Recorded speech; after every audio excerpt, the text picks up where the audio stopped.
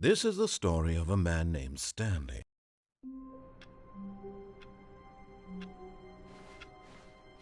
All of his co-workers were gone.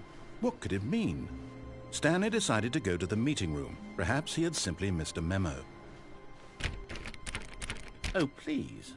Are you really just doing this for the trophy? Click a door 5 times? Is that all you think a trophy is worth? No. I can't just give these merits away for such little effort. A measly 5 clicks? Now, suppose you were to click the door 20 times. I would say that's the kind of effort that warrants recognition.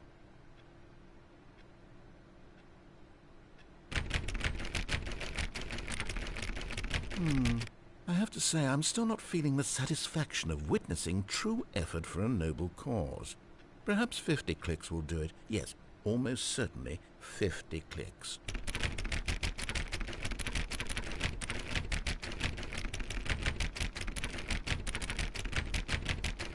No. I'm still not feeling it. I want this trophy to have meant something. It has to be a true reward for valiant effort. I want to see some hustle, Stanley. I want to see commitment, a willingness to go all the way no matter the cost. Why don't you go put 20 clicks into door number 417?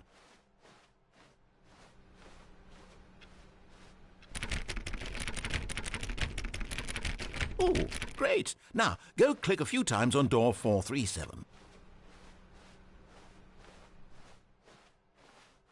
Excellent. I think we're getting somewhere. Now, door 415. Let's give it 10 clicks or so.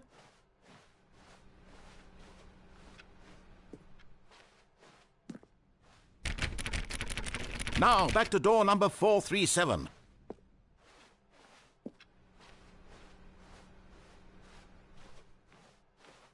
Let's see. How about you click on, well, I don't know, the copy machine? All right, back to room 417. I'm really feeling it now. I think we're getting somewhere.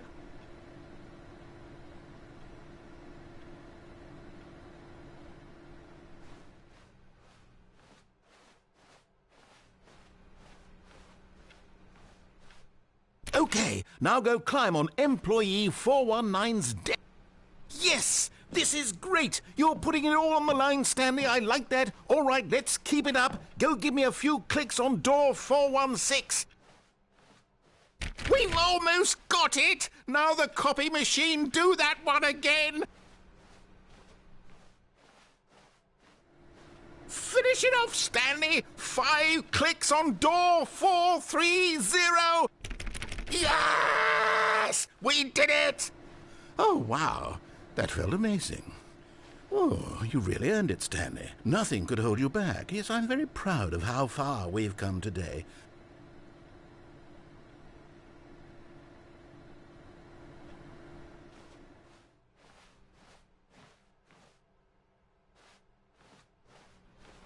Stanley picked up the bucket and smiled. He'd never be alone again, not truly alone, not with the bucket around. Stanley clutched the bucket tightly to his chest and entered the door on his left.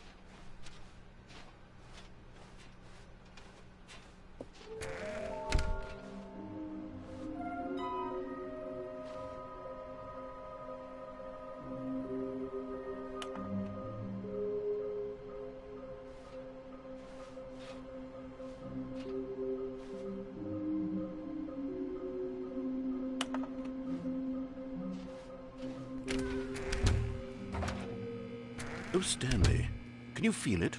The broom closet. It wants the bucket. You can feel that, can't you? The aura of jealousy? It's as clear as day. This broom... Coming to a staircase, Stanley and the bucket walked upstairs to the boss's office.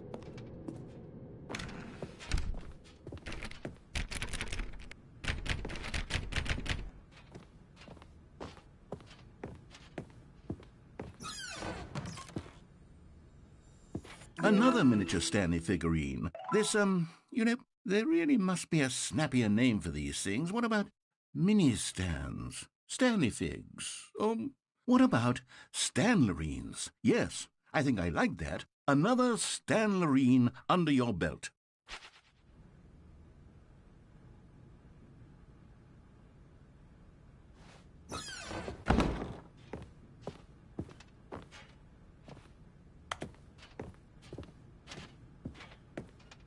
Stepping into his manager's office, Stanley was once again stunned to discover not an indication of any human life.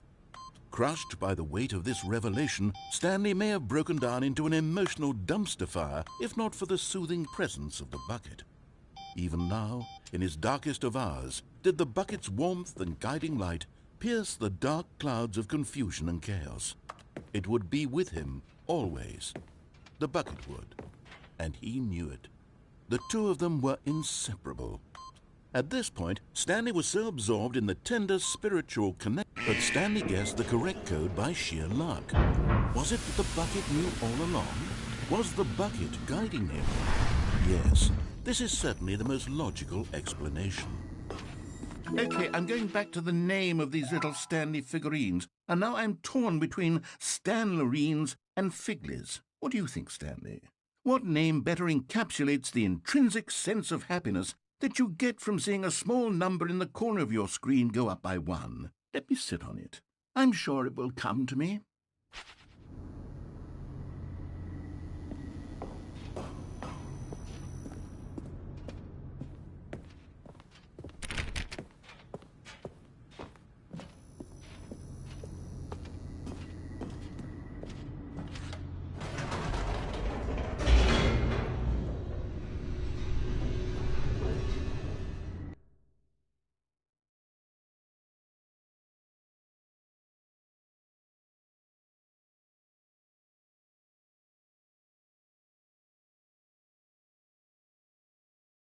The elevator raced downward, plummeting towards an unknown fate.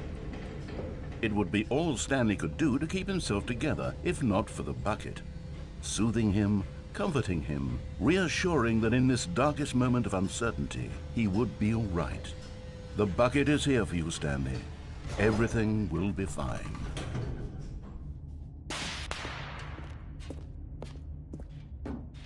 Stanley and the bucket walked straight ahead through the large door that read, Mind Control Facility.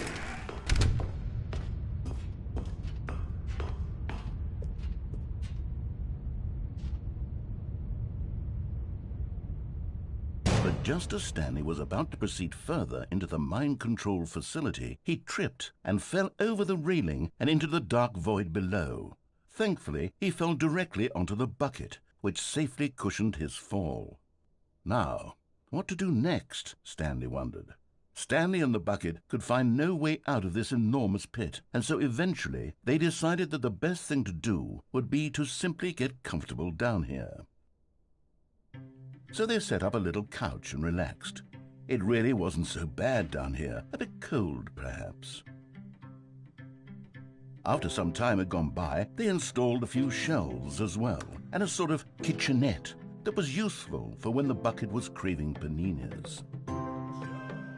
But it wasn't until the rugs and the standing lamps came in that it really started to feel like a home. In fact, after some time, Stanley realized that it had been ages since he had even thought of the mind control facility at all.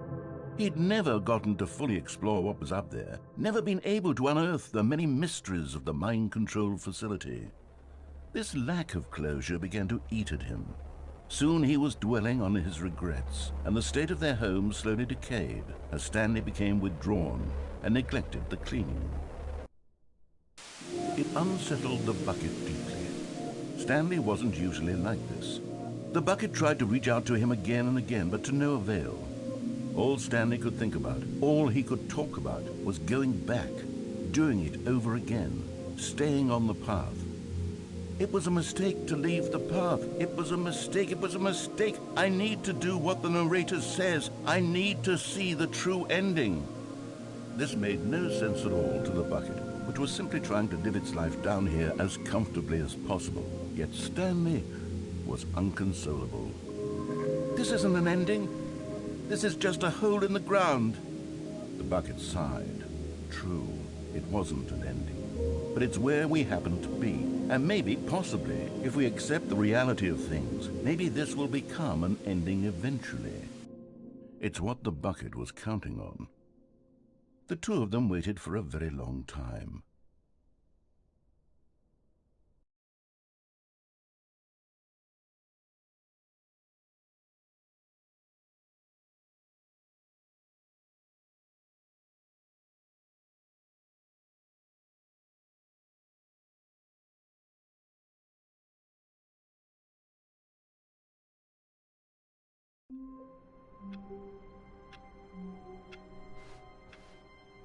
All of his co-workers were gone.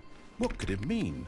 Stanley decided to go to the meeting room. Perhaps he had simply missed a memo.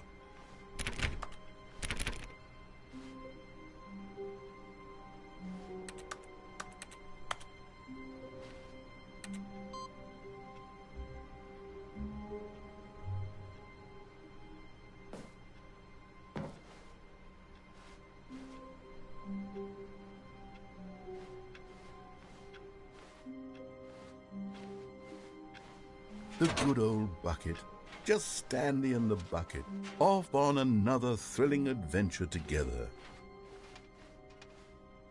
Stanley clutched the bucket tightly. This was not the correct way to the meeting room, but Stanley had felt the bucket calling to him, telling him that the employee lounge was simply the place to be.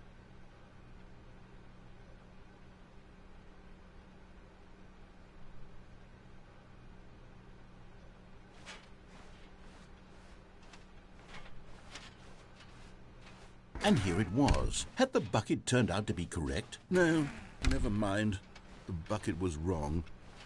Stanley took the door on his left to go back to the meeting room. No, Said the bucket. don't go to the meeting room. Go somewhere else. The cargo lift, yes. Good. Said the bucket. Now ride the lift all the way to the top. There's something up there I need you to do. Stanley did not question why or how this bucket was speaking to him. It should have alarmed him, of course, because buckets can't talk. But Stanley chose not to think about this obvious fact. He was firmly convinced that the bucket had spoken to him, and he unthinkingly did whatever the bucket asked. No, stop.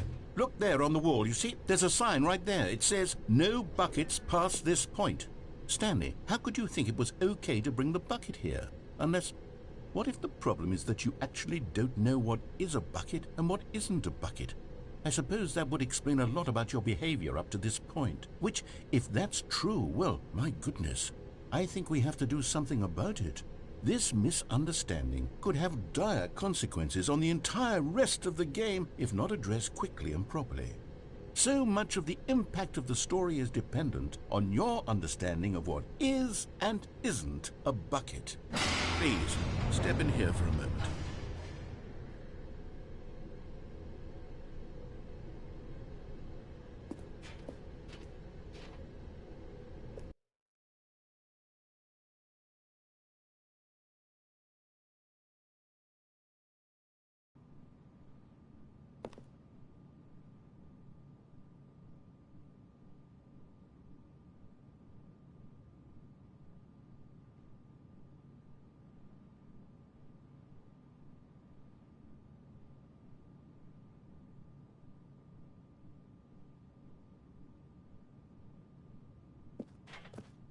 Now then, I'm going to run you through some test scenarios, and you'll tell me whether or not the thing I'm showing you is a bucket. Simple enough, right? This should tell us everything we'll ever need to know about what is or is not a bucket. Okay, let's begin. Item 1. Is this a bucket?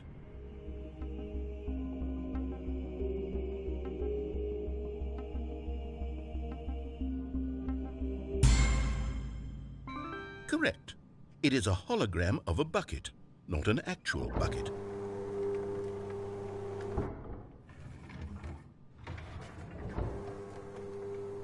Item 2. Is this a bucket? Incorrect. It is a 3D printed recreation of a bucket, not an actual bucket.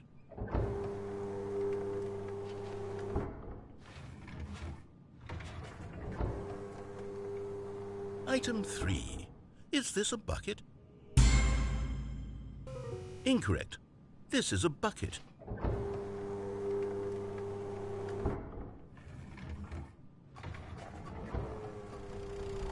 Item 4. Is this a bucket? Correct. This is a tractor and not a bucket. To be honest, I just sort of put this one in here as a gimme, but I was starting to get concerned that even this might be too much for you. Thank you for not making me look like an idiot. Okay, next one.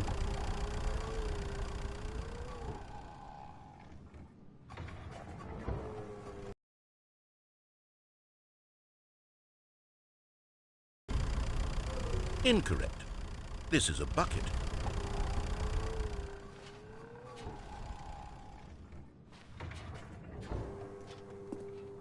Item 6. Is this a bucket? Trick question. Both. Gotcha.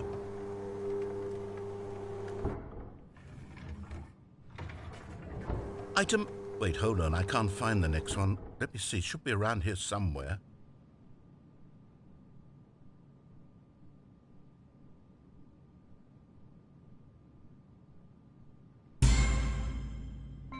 Yes.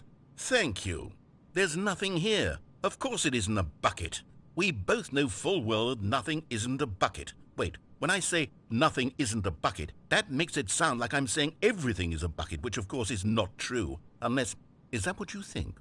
Answer me straight, Stanley. Are you trying to tell me that you believe everything is a bucket? You know what? I'm too confused to even sort it out. I've lost all sense of perspective. What is a bucket? What isn't a bucket? Mere moments ago I could answer these questions with confidence. And yet now I'm somewhat adrift. Do any of us know what a bucket is? Am I a bucket? Stanley, I can't keep doing this. I'm losing myself, and myself was all I ever had to begin with. I'm afraid the bucket is threatening to tear our relationship apart. I can't have that. I'm sorry. But I'm going to erase all buckets from the game entirely. Okay, here we go.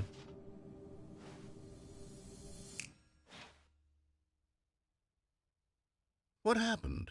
Is everything gone? Why did everything disappear? Wait, was everything a bucket? Every single thing in the game was a bucket. Oh my God, I had no idea. How could... Except me.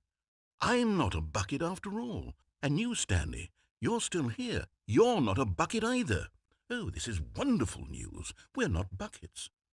Yes, I actually feel much more at ease right now. It's delightful to get some clarity on that issue, but it doesn't change the fact that we haven't got a game. So, tell you what, I'll reset everything and we'll put back all of the buckets, okay? And we'll know that it's all a bucket. But if you run into anyone else, maybe don't mention that. Who knows what that information might do to a person? All right, here we go.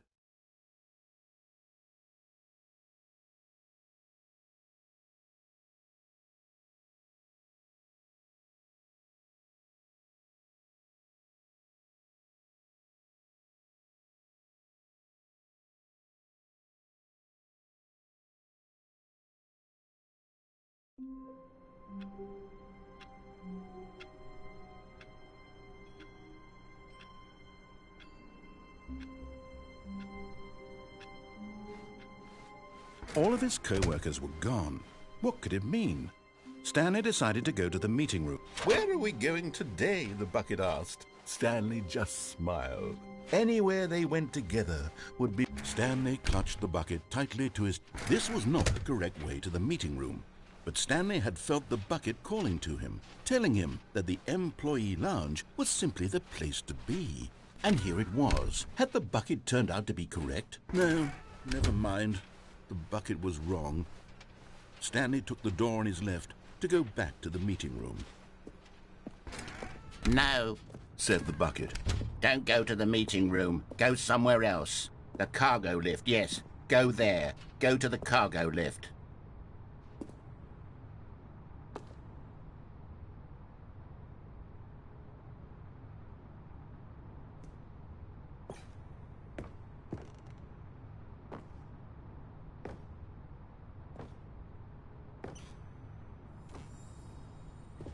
You're getting close now, Stanley. You've nearly gotten all of the Figler anlarines. Very soon, you'll collect the last one, and then the first number will equal the second number, and that will be it. We'll be different people by then. Different in the sense that we used to have none of them, and now we have them all. You can't go back to when you had no Figler anlarines. None of us can.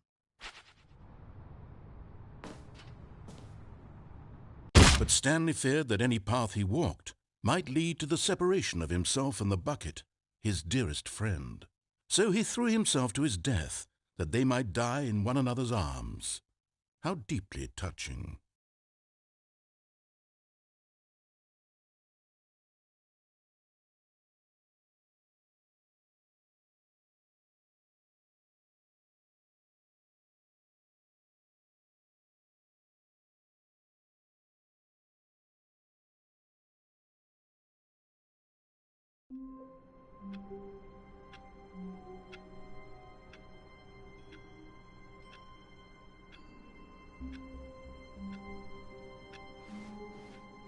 All of his co-workers were gone. What could it mean? Stanley decided to go to the meeting room. A good bucket, a strong bucket, a humble bucket, a committed bucket, a bucket of culture and distinction. Stanley clutched the bucket tightly to his chest and entered the door on his left.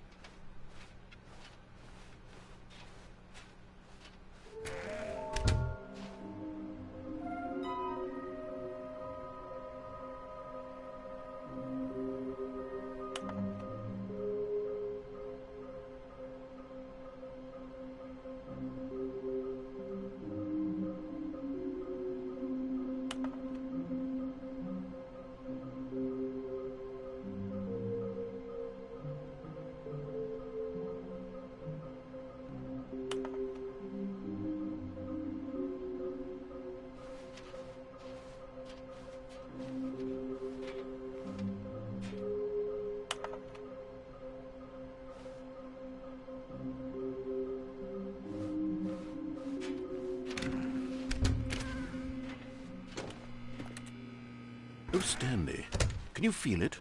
The broom closet. Coming to a staircase, Stanley and the bucket walked upstairs to the boss's office.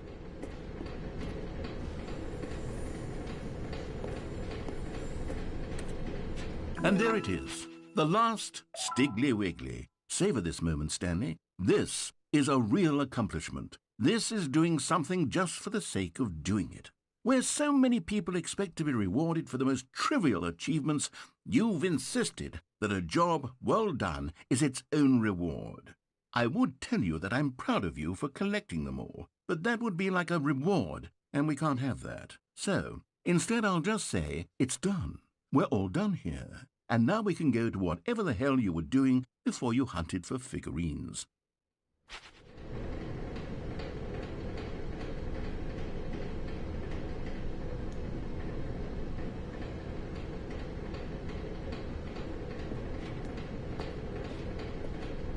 But Stanley just couldn't do it. He considered the possibility of facing his boss, admitting he had left his post during work hours. He might be fined for that. And in such a competitive economy, why had he taken that risk? All because he believed everyone had vanished? His boss would think he was crazy. And then something occurred to Stanley. Maybe, he thought to himself,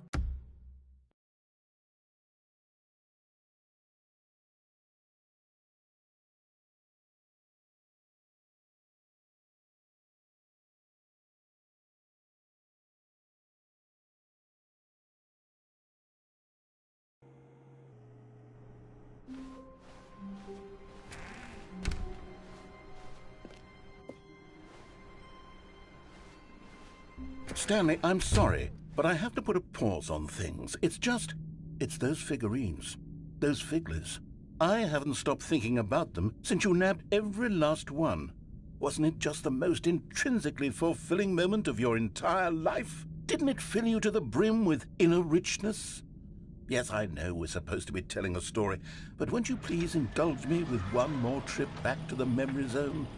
I would love nothing more than to revisit the figurines. Just one more time.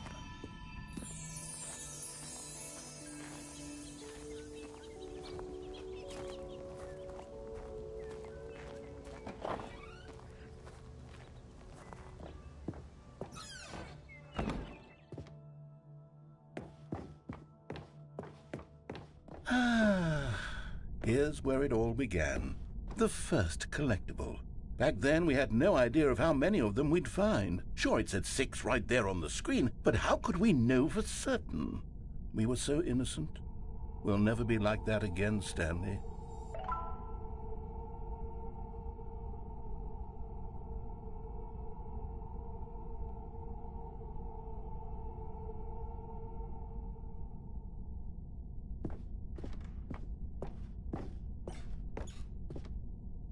And here was a second Stanlerine. You found this one all on your own, just by poking around by the red and blue doors. You did that, Stanley. I'll be honest, back then I had no faith in you to find any of them, let alone 6. but you continue to surprise me in all sorts of mundane, unremarkable ways.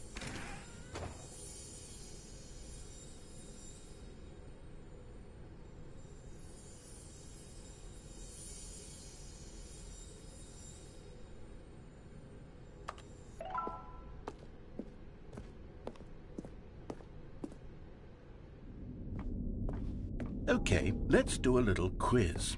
Which of these rooms was the room you found your third mini Stan? Can you remember?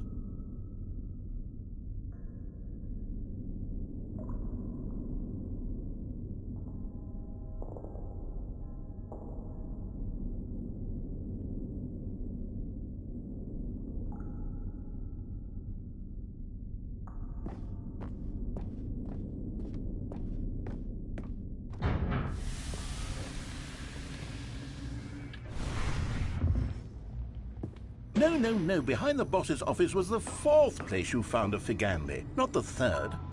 Well, I guess perhaps I shouldn't be surprised. Memories like these are so precious and so cherished that they all just sort of blend together, don't they? You know what? If the boss's office feels like the third place you found a collectible, then who am I to go making judgments?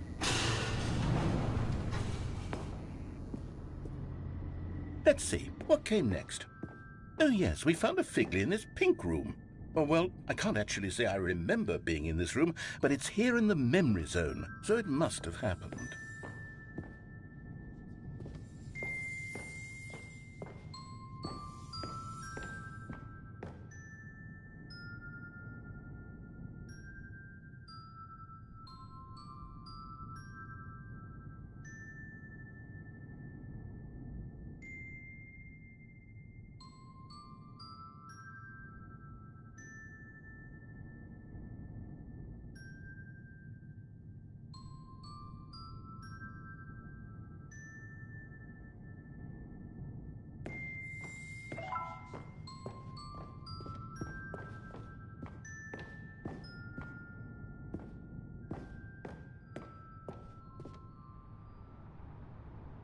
This was the fifth mini-Stan, and this one was really something special. It was in the warehouse. I remember it so clearly. In fact, because this one is particularly special to me, I made a little video to commemorate the occasion. Enjoy.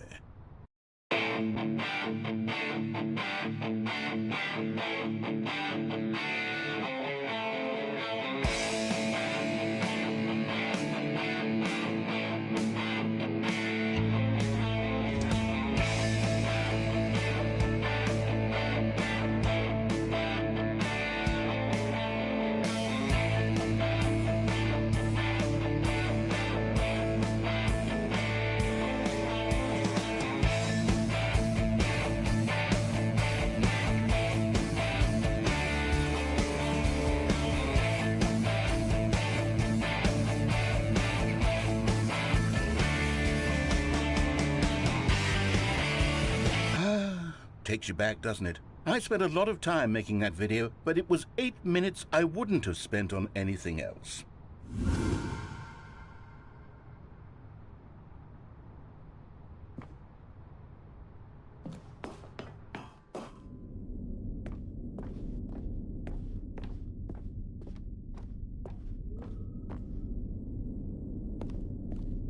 And then, Stanley, then we came to the last collectible, the final figurine, right here, under the stairs. This memory is the most distinct and clear in my mind, perhaps because it was the one that happened more recently than all the others.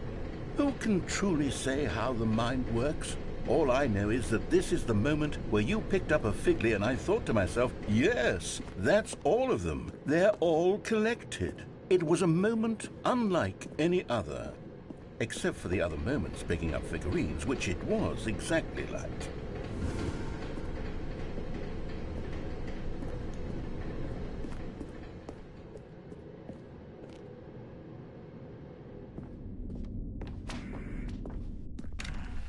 And then there was no more, because we've caught up to the present moment. Nothing left to do but move onward into the future. Goodbye, Memory Zone.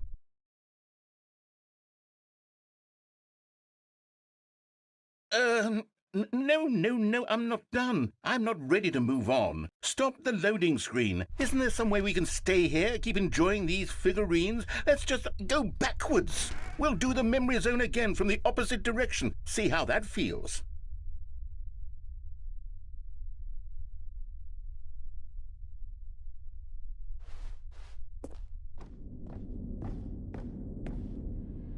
Okay, yes, that spot under the stairs. I remember this. I must say, of all the figurines we looked at in our initial tour of the memory zone, this one is the most distinct and clear in my mind. Let's keep going. I want more.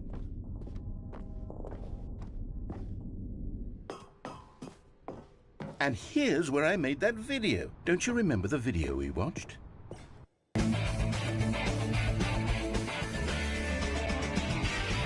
Yes, I love that video.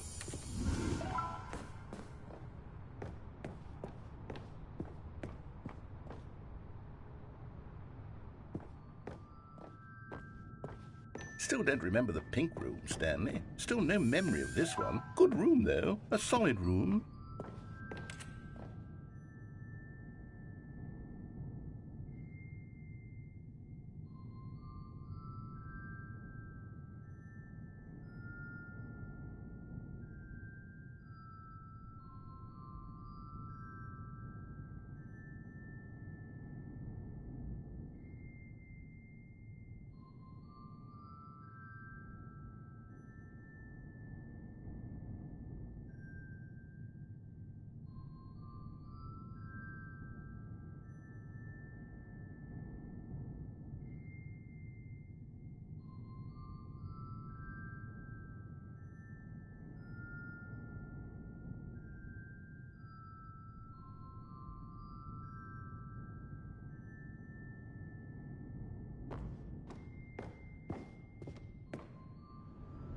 These really were a treat to hunt down. You know, if there had been any kind of reward for finding all of these, it really would have neutered the intrinsic joy of collecting them. I'm very glad we resisted the temptation. Next one.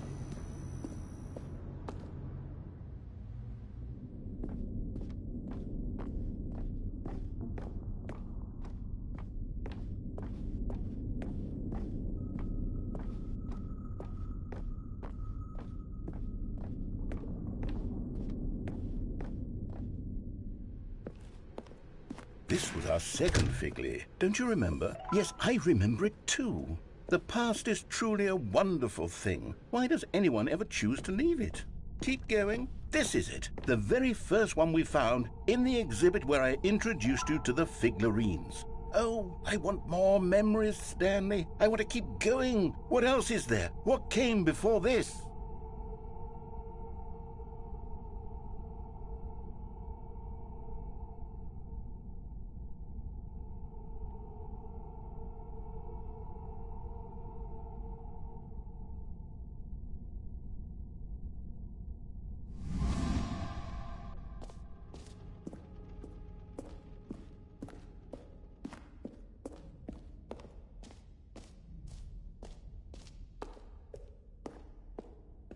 Look, it's the terrible new content that we were originally sold on. I remember hating it back then, but time does put a rosy filter on everything. In fact, Oh, yes, the two doors! Who could have forgotten that? A classic memory, this one.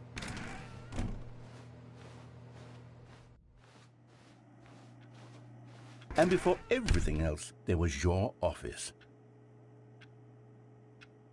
Is there anything else? Was there something that came before your office? There's something I feel I can remember. I can remember. Yes, I'm remembering something now. I remember before this whole story got started. Back then I was different. I used to make big decisions. I was passionate. I was skeptical. I weighed each decision with profound thoughtfulness. And then somewhere along the way, I stopped making decisions. I became lazy, and I came up with a character named Stanley to do my thinking for me. He would make the decisions. He would decide which way to go. I would cheer him on as he collected figurines for no reason. Why did I invent Stanley? Was I lonely? Yes, perhaps that's it. Perhaps I needed to imagine I had companionship. And Stanley really did make for a wonderful companion, even if he was a fiction. But I suppose it's grown old. I want to think for myself again. I want to go back to how it used to be. Yes, I can be on my own again. I can do it. I'll be stronger this time. I'll take care of myself. I don't need Stanley anymore. Oh, but he truly was so much fun to play with. You know what? Since we're in the memory zone, how about one more good memory? Let's go back just once and give Stanley one more run of the office, and then I'll retire him for good. I did enjoy telling his story so very much. Okay, here we go. This is the story of a man named Stanley.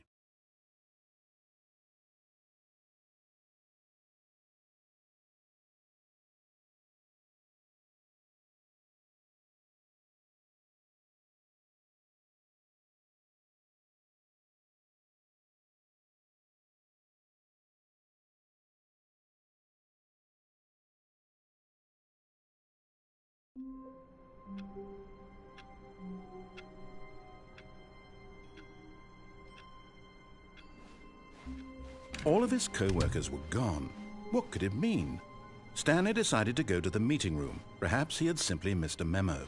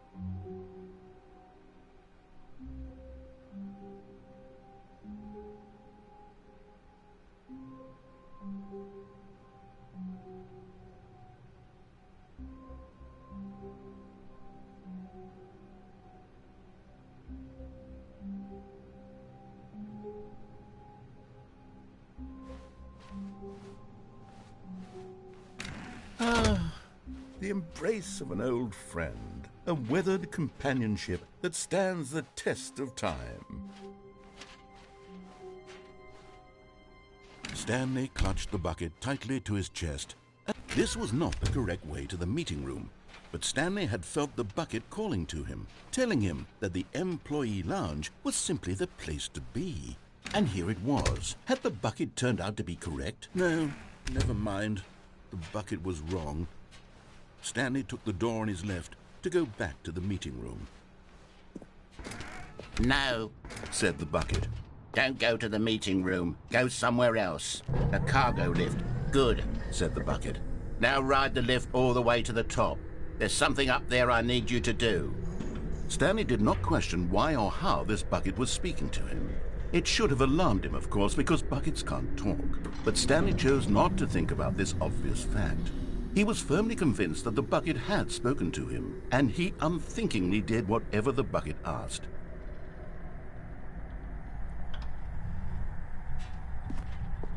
In here. Said the bucket. Go into this dark room over here. Stanley once again obeyed blindly. Now pick up the phone. Said, "Whoa, hold on. Why did you unplug the phone?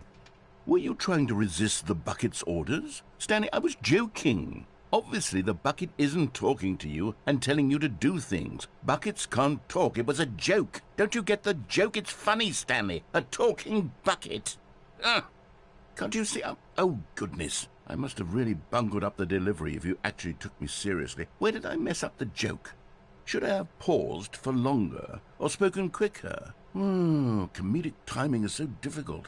I wish I were better at it. but there isn't exactly an instructional video on comedy that one can watch to fully... Oh, wait, yes, there is.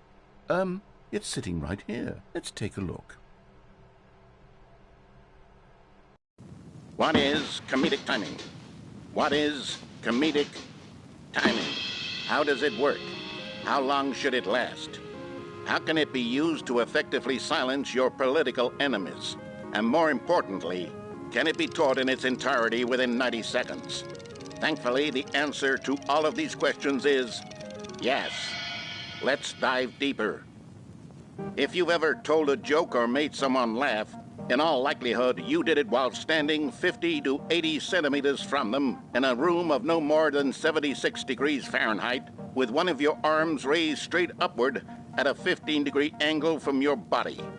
These are the optimal conditions for good comedic timing. To begin the joke, start by stating and spelling your name. Next, provide a brief synopsis of the joke, including the specific times at which the recipient of the joke will laugh, and then spell out your name a second time. With these steps complete, it's time to begin the humor. Speak the entire joke in no more than 18 seconds and no less than 13 and a half, pausing only for bathroom breaks when necessary. When the joke has concluded, it is customary to inform your listener that the joke is over by declaring in your loudest possible voice, "I'm Dunny with the funny." Let's practice screaming, "I'm Dunny with the funny" now.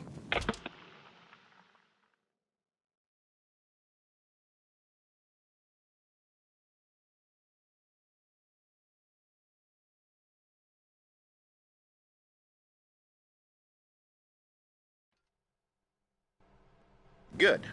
This saying is a perfect example of expectations management, which is the cornerstone of good comedy. Finally, it's time to hand out surveys. Collecting hard data from your audience on how rapt they were throughout the joke is the only way to grow or learn as a comedian. An effective survey should be no less than 10 pages long and should include the same question reprinted several times, just to ensure the survey taker is actually paying attention and not simply filling in answers at random. And that's all there is. With these strategies at your disposal, you'll have audiences doubled over in laughter and even tripled over in laughter in no time at all. Just remember to let them stop laughing at some point, you gut-busting little scamp. After all, we're each of us needed on the front lines of the war to fight the 12-legged invader who threaten our very existence and to very likely die in a hailstorm of bullets and mandibles. All of us must be prepared to give our lives to this noble cause, just as our children must do after us, and their children after them. Godspeed, and may Earth reign supreme. Hey, goodness, this video is a little outdated, isn't it? Well, no matter. I think the fundamentals of proper comedic timing are still as relevant today as they were back then. So with that in mind, I believe the only way forward is for us to return to the two doors and walk through all of this again, so I can try telling my story with more appropriate comedic delivery. Come along, let's head back.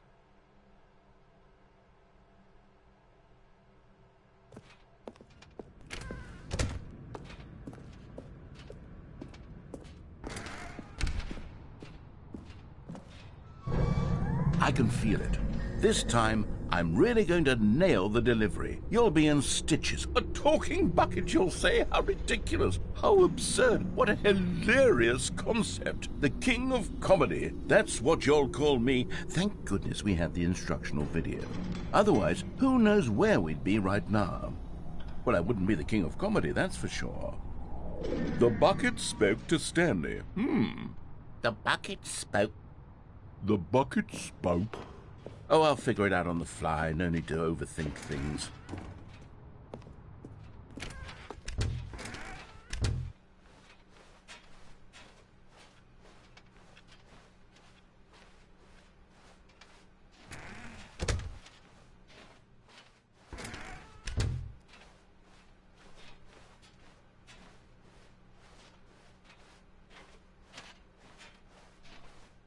Here we go. You ready? When Stanley and the bucket came to a set of two open doors, they entered the door on the left.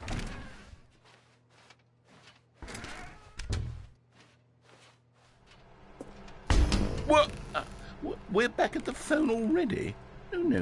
What's going on? There were supposed to be several rooms leading up to this. There was supposed to be a build-up to this point, a dramatic display of remarkable comedic wit which culminates in this scene with the phone. But now the timing's completely off. The joke will never land, or not the way it was meant to. And it's all my fault. I must have forgotten that the phone room comes immediately after the two doors room. What an egregious mistake.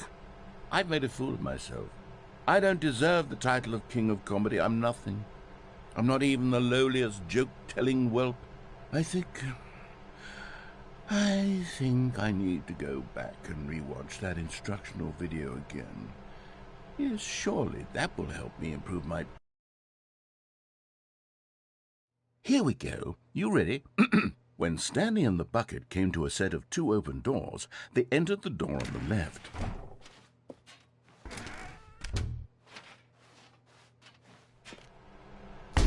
What? We're back at the phone already? No.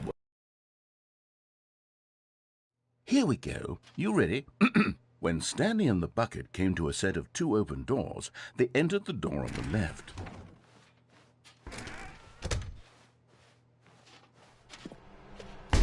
What? We're back at the phone already? No. Here we go. You ready? When Stanley and the bucket came to a set of two open doors, they entered the door on the left. No. You were supposed to go through the door on the right, leading back to the phone. Did you not even look at the instructional video? I think this is all covered very clearly. There's no way I can make the comedic timing work now. It's done. The joke is completely done and over. It's all your fault, Stanley.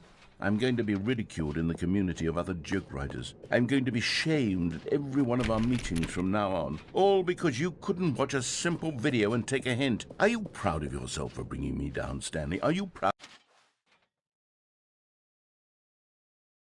Stanley, you love the bucket so much it's like you... it's as though all of your other most prized possessions pale in comparison. Yes. Well, let me try that again, Stanley. I heard that you are pale with shame over how unabashedly in love with a bucket you are. No? Still not? Is it the delivery? Pale with shame. Pale with shame? Pale... What's another word to describe a bucket? Stanley, this bucket is so metal, I think I saw it playing guitar. No. We're getting away from making fun of Stanley's obsession with the bucket, which was the whole point of this. I'm no good at these jokes. I need more instructional videos. That's exactly what it is. That's what will make me the king of comedy again. More instructional videos. Let's see.